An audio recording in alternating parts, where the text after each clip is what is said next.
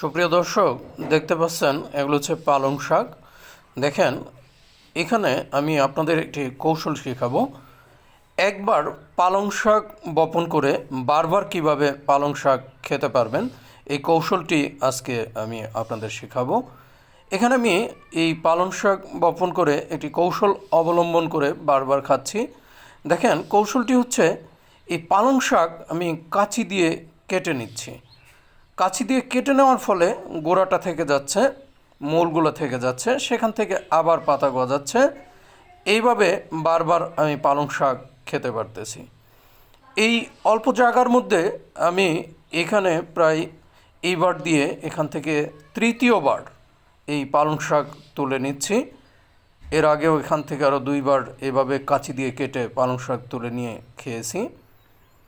এভাবে আপনারা অল্প জায়গার মধ্যে বা ছাদে একবার পালং শাক বপন করে বারবার কাঁচি দিয়ে কেটে এভাবে খেতে পারবেন।